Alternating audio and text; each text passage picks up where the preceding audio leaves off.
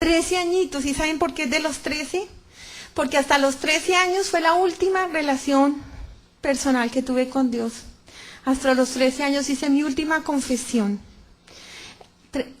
Confesión sacramental, 13 añitos. De ahí en adelante salen todos mis pecados, desde la época en que me volaba con mi mejor amiga para irme a discotecas, para irme a ver películas pornográficas, me iba a tomar, a fumar con mis amigas. Toda esa experiencia sale, todo eso. Cuando yo veo una realidad de la cual no puedo huir, hermanos, ustedes no se imaginan lo terrible que es una realidad de esas. Ustedes no se imaginan impotencia de uno, cuando ya no hay voluntad de que no puede uno hacer nada.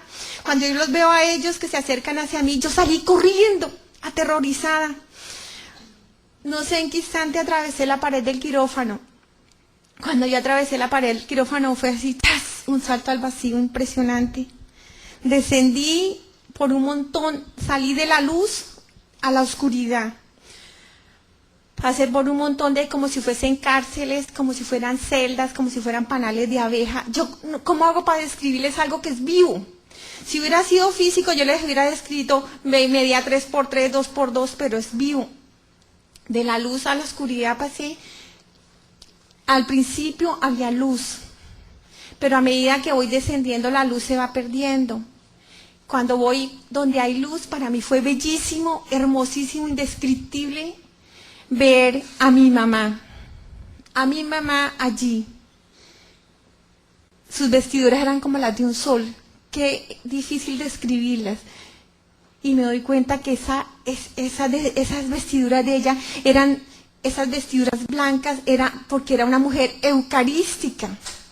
Uno allí, uno dice que es inteligente acá. Mire, yo creo que aquí el ser humano más inteligente no desarrolla ni el 1% de todo el entendimiento que Dios tiene en nosotros. Pero allí uno tiene la plenitud y hay cosas que yo no las puedo describir porque mi cabeza no las alcanza a describir. Pero lo poco que yo puedo describir es que mi mamá estaba vestida de cada Eucaristía. Yo decía, pobrecita, una mujer a que vino a la vida, brutica con cuarto de primaria. Yo llegaba y le decía, mamá, ¿a usted no le da tristeza con usted a qué vino a la vida? A criar hijos, a aguantarse un borracho, a vivir ahí en una sociedad machista. Y usted aquí que hizo nada, solo doblar rodilla y bolear camándula, nada más. ¿Y saben qué? Ella iba al Santísimo, se arrodillaba, extendía sus brazos y quedaba como en coma, inconsciente. Totalmente, y de ella, o sea, ya se la fumó verde mi mamá, y qué vergüenza delante de toda esta gente. Yo iba obligada, porque me tocaba ir. Me voy allá, ¿saben qué? Me decía esa voz, me decía, te deslumbraste de la sabiduría de los hombres y de la ciencia.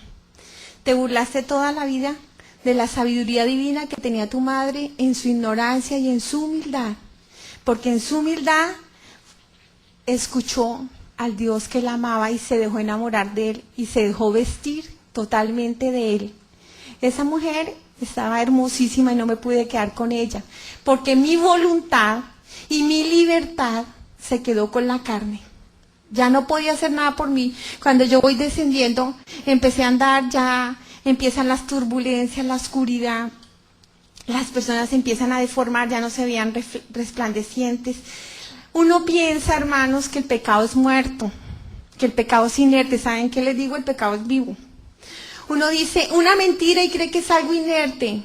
No, eso es algo vivo y entra a habitar dentro de uno, como si el alma de uno es como si tuviese un montón de huequitos, digámoslo así, porque tengo que poner una imagen, y ahí habita el Señor cuando uno nace. Pero cuando uno se va llenando de pecado, esas cosas empiezan a habitar en uno y van invadiendo y van entrando a la persona hasta que llegan a tomarle esto, ¿sí?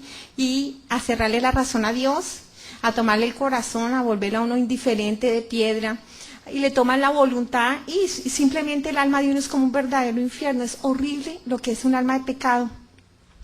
Cuando yo voy descendiendo en la oscuridad y empieza ese olor tan impresionante, yo no sé si hayan tenido ustedes oraciones de liberación donde hay oración y se sienten esos olores impresionantemente nauseabundos y por una sola cosa que sale. Ustedes se imaginan el olor cuando yo estoy abajo y cuando yo siento ese olor tan horrible y me miro Me doy cuenta que yo soy el foco de ese olor más impresionante, es el mío. Cuando yo me miré, ustedes no se imaginan, gracias a Dios el Señor me ha borrado a mí, qué es la experiencia de ver uno habitado de todas esas cosas. Y como ellos, yo dije que defendía el divorcio, la eutanasia, el aborto, defendía el ojo por ojo y el diente por diente, defendía todas esas cosas. Resulta que yo no defendía nada. Simplemente esas cosas que habitaban en mí, me habían tomado mi entendimiento y mi inteligencia y la tenían al servicio de ellos. Cuando yo estoy en ese horror tan impresionante, empecé a bajar, ya las personas estaban entre barriales, como entre pantanos, y para mí fue terrible oír el grito de mi papá. Cuando yo oigo gritar a mi papá, ustedes no se imaginan el dolor, papá y mamá ya habían fallecido. 6 años uno y 7 años el otro cuando a mí me cae el rayo. Cuando yo veo a mi papá allí, entre ese pantano, ustedes no se imaginan el horror, yo grité, papi, ¿usted qué hace aquí? Mi papá lloraba, gemía y decía, mi hija, el adulterio, mi hija. Tenía tanta vergüenza mi papá entre todo eso. Ese lodazal eran todas sus experiencias de sexualidad desordenada. Mi papá desde los 12 años, su abuelo lo llevó donde las niñas, que le llamaban las niñas, para que lo enseñaran a ser un hombre de verdad. Y él quedó fijado allí, en esa experiencia tan traumática, porque ya era un niño de 12 años a tener relaciones sexuales, miren dónde.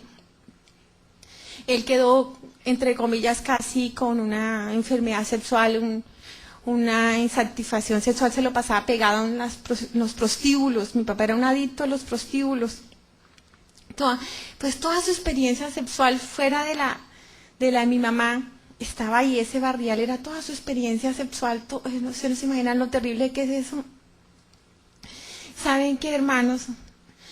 Cuando ustedes estén allá se van a acordar de mí.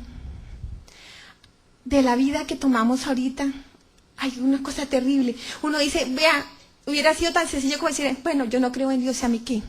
Cuando una señora me decía, mira, que te vas a condenar, le dije, bueno, si ese es mi alma, ¿a usted qué le importa? Un día le dije porque estaba desesperadísima. Yo era muy decente, yo no le decía nada a nadie, pero por ejemplo le decía, brutos, animales, bestias, pobres, ridículos, ignorantes, miren lo que piensan. No decía nada, pero un día una señora me desesperó tanto que le dije que era mi alma, que ella qué. ¿Saben que no? ¿Saben qué es lo doloroso del pecado? Lo doloroso del pecado es que el pecado no se queda en uno. Eso es lo triste, porque si yo simplemente hubiera dicho, bueno, me condeno y qué, pero es que cuando yo asumo el pecado no se queda en mí, y toda mi experiencia de pecado la imprendo en todos los demás, como si estuviera una fruta dañada, voy dañando todo lo demás, porque, miren, el dolor tan grande de mi papá, allá no hay tiempo. Ese dolor de mi papá de ver cada vez que mis hermanos estaban igual de él, tomando trago, borrachos, maltratando a sus hijos, a su esposa, dando espectáculos, dando escándalos, gastándose la providencia del hogar en prostíbulos y trago, mi papá gritaba de dolor. Ahí es cuando uno se da cuenta que el pecado no se queda en uno. Imagínense, esos niños saben odiar, saben decir mentiras, saben hacer el mal, no. Ellos preguntan a un bebecito que se levanta, que empieza a hablar, ¿qué quiere ser cuando grande? Médico. ¿Por qué? Porque yo quiero ayudar a la gente. Tiene clara la misión que Dios le ha puesto en cada uno de nosotros, edificar y cambiar esto. Pero un papá mentiroso, los hijos, un papá envidioso, o una mamá chismosa, una mamá que le hace daño a la gente, los hijos. Una persona que odia a los hijos no odian más.